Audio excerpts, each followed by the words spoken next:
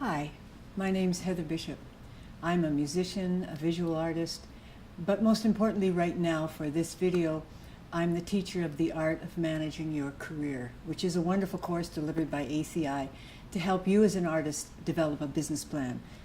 The first thing you need to understand is when you are an artist, you're running a small business.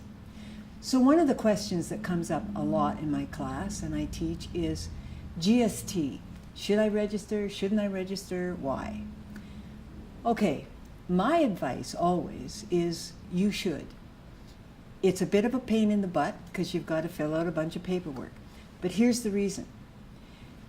Everything you buy for your business, suppose you're a visual artist, you have to buy art supplies. Suppose you're a musician, you need to buy blank CDs or guitar strings or anything. Whatever your particular arts practice is, you got to buy stuff.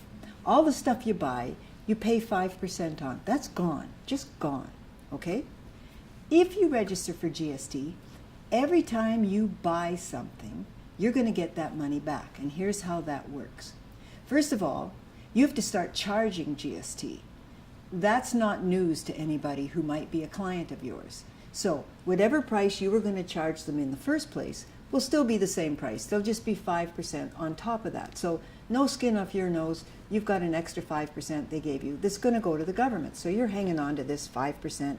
And after, if you do it quarterly, after 3 months, you're going to give it to the government. So you're hanging on to the government's money here.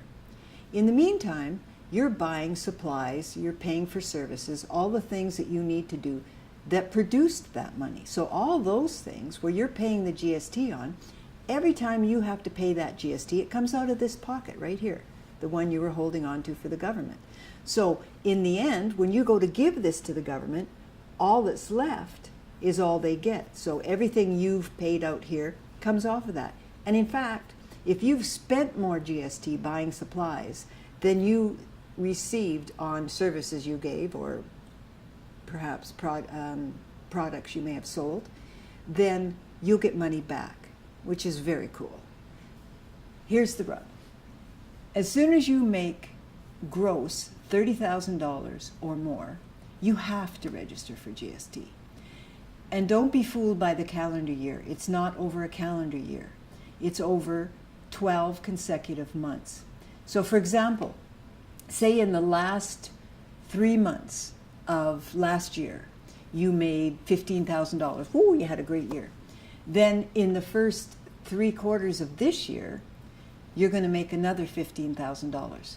But that's all you made in both those years. So you're thinking, well, last year I only made $15,000, this year I only made $15,000, I don't have to register. Wrong. That was 12 consecutive months. So over the course of those 12 consecutive months, you earned a total of $30,000. Now you have to collect GST. And if you haven't done that, if you didn't register and you find yourself in that position, not good.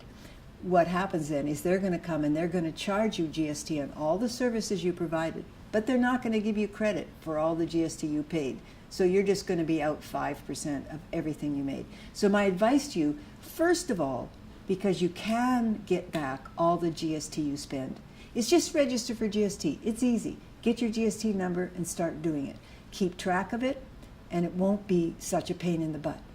However, if you don't want to do that, if you really don't want to do that, then you're fine until you think you're going to tip over $30,000 in 12 consecutive months. If that's the case, you have to register for GST.